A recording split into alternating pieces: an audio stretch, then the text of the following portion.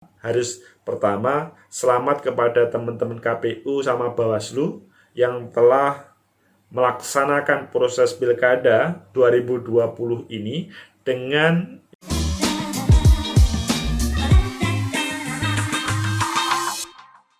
Assalamualaikum warahmatullahi wabarakatuh. Selamat pagi, salam sejahtera untuk kita semua, saudara pecinta masa depan negeri. Hari-hari ini menyenangkan bagi semua penyelenggara pemilu. Tentunya yang lebih senang adalah seluruh peserta pemilu dan seluruh rakyat Indonesia yang telah berpartisipasi dalam Pilkada 2020. Karena Jumat 22 Januari merupakan penetapan hasil pemilu dari seluruh penyelenggara pemilu, maksudnya oleh KPU, kabupaten, kota, dan provinsi di 270 daerah. Tentunya masih ada beberapa catatan. Nanti kita sampaikan catatannya terkait dengan yang belum ditetapkan. Yang pasti, KPU Solo tetapkan Gibran Teguh sebagai pemenang Pilkada Solo. Ya, pada hari Jumat kemarin, karena sudah tidak ada proses, maksudnya tidak ada ke Mahkamah Konstitusi. Pada kesempatan tersebut, Bagio Suparjo tidak datang, tetapi tidak ada masalah, karena yang kalau ada masalah itu ketika dibawa ke Mahkamah Konstitusi. Begitu juga hal ini terjadi di Bantul, Yogyakarta. KPU tetapkan Halim Joko sebagai calon terpilih Pilkada Bantul. Ini sebagaimana yang dilansir Antara. Jadi ini selesai. Begitu juga kalau di Jawa Timur ada 16 calon yang siap dilantik. Loh, kan pilkadanya 19. Di mana yang 3? Ya, karena yang tidak berproses di Mahkamah Konstitusi. Surabaya, Lamongan, dan Banyuwangi. Apakah mereka bisa mempertahankan, maksudnya KPU penyelenggara bisa mempertahankan proses atau hasil dari rekapitulasi kemarin, atau para pemohon, maksudnya yang kalah, itu bisa menampilkan data yang bisa mengalahkan KPU? Nanti kita lihat. Diduga ada pelanggaran, 2 pilkada dengan calon tunggal di Sumsel dilaporkan ke Mahkamah Konstitusi. Ini berbeda. Jadi 2 pilkada di Sumsel itu belum bisa ditetapkan. Gugatan yang dilayangkan bukan selisih hasil, tapi terstruktur, sistematis, dan masif. Karena di pilkada Oku, calonnya hanya 1 pasangan calon, jadi tidak ada lawan lain, maka yang ditampilkan bukan perselisihan hasil, tapi terstruktur, sistematis, dan masif. Paslon Kuryana Aziz Johani Anwar memperoleh 64,8% atau 116.606 suara, sedangkan kotak kosong atau kolom kosong 35,2% atau 63,244 suara. Selisihnya apa? Jauh. Tapi kata para pemohon, ada terstruktur, sistematis, dan masif. Ya, nanti dibuktikan aja di Mahkamah Konstitusi. Begitu juga di Oku Selatan. Paslon petahana Popo Alimartopo Solehin menang telak atas kolom kosong dengan 96,2% atau 210.623 suara, sedangkan kolom kosong hanya 3,8%, 8.407 suara. Sangat jauh. Jadi 96,2% sangat jauh. Tetapi yang dipermasalahkan adalah yaitu tadi terstruktur, sistematis, dan masif. Ya, Sumatera Selatan kita beringat kepada almarhumah Mbak Kelly, mantan ketua KPU yang beberapa hari kemarin meninggal. Innalillahi wa inna ilaihi rajiun. Semoga diampuni dosanya dan mendapat tempat terbaik di sisi Sang Khalik, Sang Pencipta, dan berbahagia di alam sana. Selamat jalan Mbak Kelly. tak ada sengketa di MK, 4 KPU di Papua gelar penetapan pemenang pilkada. Jadi kalau di Papua itu berbeda, 11 pilkada, 4 saja yang menetapkan, yaitu KPU Merauke, KPU Kerom, KPU Yahukimo, dan KPU Sopiori. Yang lainnya masih berproses di Mahkamah Konstitusi. Itu adalah hal yang diperbolehkan. Jadi jangan dianggap itu tabu atau KPU-nya yang tidak beres atau pemohonnya atau peserta pemilunya yang begini-begini, bukan.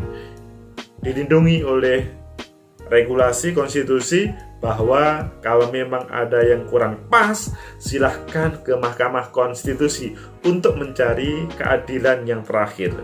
Saudara pecinta masa depan negeri, ayo kita baca berita selanjutnya, kita bahas terkait dengan apa yang terjadi di Mahkamah Konstitusi. Selanjutnya kita hubungkan dengan penetapan hasil yang oleh KPU Kabupaten Kota Provinsi se-Indonesia seharusnya di 270 dilaksanakan pada antara 21 atau 22 Januari kemarin, tapi karena menunggu surat dari Mahkamah Konstitusi, akhirnya mereka melaksanakan mayoritas pada tanggal 22 Januari, yaitu hari Jumat. Republika.co.id, Jakarta, Mahkamah Konstitusi mulai menggelar sidang pemeriksaan pendahuluan perkara perselisihan hasil pemilihan kepala daerah Pilkada tahun 2020 pada hari Selasa, 26 Januari. MK akan memeriksa 30 perkara sengketa Pilkada atau mulai pukul 8 pagi di hari Selasa. Dari Rabu ada 35 yang akan diperiksa, di hari Kamis 34 yang akan diperiksa, di hari Jumat pada tanggal 29 Januari ada 28 diperiksa. Total yang akan diperiksa oleh Mahkamah Konstitusi adalah 132 permohonan. Permohonan yang sudah diregister ini terdiri atas 7 perkara perselisihan hasil pemilihan gubernur, 12 perselisihan hasil di kota se-Indonesia, dan 112 perkara perselisihan hasil pilkada di 112 kabupaten se-Indonesia. Kita pahami, ada 270 daerah, baik provinsi, kabupaten, kota yang melaksanakan pilkada. Jadi 7, 12, 112 yang melaksanakan atau mengajukan permohonan perselisihan hasil pilkada ini. Hampir separuh, tetapi tidak sampai. Tapi sekali lagi, itu bukan tabu. Itu adalah hak konstitusi setiap warga negara, khususnya peserta pemilu yang pada kesempatan ini merasa diberlakukan tidak adil atau ada sesuatu dalam proses tahapan. Dan hasilnya harus diterima karena keputusan Mahkamah Konstitusi adalah final dan mengikat. Ketua MK Anwar Usman mengatakan, berdasarkan ketentuan, Mahkamah harus menyelesaikan dan memutus seluruh perkara perselisihan hasil pilkada paling lama 40 hari sejak diregistrasi. Jadi nanti tanggal 24 Maret itu harus selesai semuanya. 132 harus diselesaikan oleh Mahkamah Konstitusi dalam 40 hari, maksimal 20 Maret 2021. Saudara pecinta masa depan negeri, itulah demokrasi yang ada di Indonesia. Normal karena ada sebuah kesempatan seluruh peserta pemilu untuk mengajukan ke tempat peradilan atau ke Mahkamah Konstitusi terakhir untuk mencari keadilan. Sekali lagi, kalau misalkan keputusannya itu ditolak, ya mohon maaf, teman-teman para pemohon itu menunjukkan bukti, saksi, dan lainnya itu tidak kuat, sehingga apa yang diputuskan oleh KPU itu adalah final dan mengikat. Tetapi kalau nanti putusannya Mahkamah Konstitusi, itu yang kedua putusannya, itu adalah diterima, nah maka mungkin ada sebuah masalah. Apapun perintahnya MK, apakah melakukan pemungutan ulang atau penghitungan ulang atau mungkin sebagian, itu juga harus diterima. Pasti ada alasan mengapa ada sebuah putusan seperti itu, atau mungkin yang lain. Saudara pecinta masa depan negeri, itulah warna-warni demokrasi yang ada di Indonesia. Tetapi tanggal 22 Januari kemarin, tanggal hari Kamis, kita bahagia karena kita lebih terdepan atau lebih baik daripada yang terjadi di Amerika. Karena pada waktu 6 Januari 2021, ya kita tahu ada sertifikasi di Capitol Hill di Amerika. Itu para pendukung Donald Trump datang ke Capitol Hill dan selanjutnya mereka merusak, anarkis, menduduki dan bahkan ingin membubarkan proses sertifikasi itu. Sebetulnya hampir sama dengan apa yang dilakukan oleh penyelenggara kemarin, yaitu penetapan hasil dari sebuah proses panjang.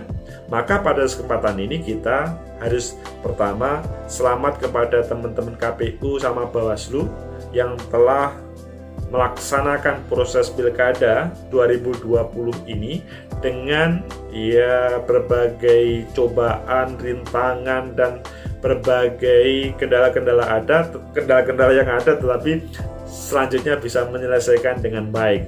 Acungi jempol kepada para penyelenggara, apalagi pilkada ini adalah dalam suasana COVID-19 pertama kali, bahkan mungkin satu-satunya pilkada yang mendapat ujian yang paling terberat karena dalam suasana COVID itu yang pada waktu awal diskursusnya itu luar biasa. Kedua, selamat kepada kalau tadi kan KPU sama Bawaslu mulai dari pusat, khususnya kabupaten kota provinsi sampai level bawah KPPS. Selanjutnya kita ucapkan juga terima kasih support atau para peserta pemilu yang mereka welcome terhadap apa yang ditampilkan oleh KPU dan Bawaslu. Dari peserta pemilu ini adalah yang tempat sebagai melahirkan para kader-kader kepemimpin di negeri ini, maka kita harus menghormati. Meskipun pada kesempatan ini masih ada yang mengajukan permohonan perselisihan hasil di Mahkamah Konstitusi, itu hak saudara. Tapi selamat, saudara sudah bisa mengawal dan menampilkan calon. Meskipun nanti pada proses-proses selanjutnya, khususnya yang belum mempunyai lawan, karena ada beberapa yang kemarin itu adalah calonnya adalah masih sendiri atau belum ada lawan, maka ini harus ditampilkan lawan lain supaya ada pilihan. Rakyat kita membutuhkan pilihan yang banyak, sehingga semakin banyak pilihan, taruhlah minimal ada 2 atau 3, akhirnya kemudian akan ada jatuh pilihan yang lebih benar. Kalau satu itu kan ya meskipun mungkin itu terbaik menurut teman-teman partai politik, tapi rakyat seharusnya tidak ada pilihan. Akhirnya yang terjadi adalah seperti yang ada di Sumatera Selatan, di Oku, selanjutnya mereka mengajukan ke Mahkamah Konstitusi bukan perselisihan hasil, tetapi terkait dengan terstruktur, sistematis dan masif yang dilakukan oleh peserta pemilu, karena dia adalah tidak ada lawan satu-satunya. Akhirnya kemudian dia harus bla bla bla bla yang dilakukan itu. Selanjutnya kita juga apresiasi kepada seluruh pemilih yang ada di Indonesia karena bersedia hadir dalam proses pilkada, meskipun tidak atau agak di bawah dengan target KPU. Target KPU itu adalah 77,5%. Kalau tidak salah mungkin bisa dikoreksi, tapi kemarin kata Pak Menko Polhukam itu sekitar berapa? 72 atau 73, jadi kurang sedikit. Tapi sebetulnya itu tidak ada masalah, karena substansi demokrasi adalah bagaimana proses pilkada itu dengan langsung, umum, bebas, rahasia, jujur, dan adil.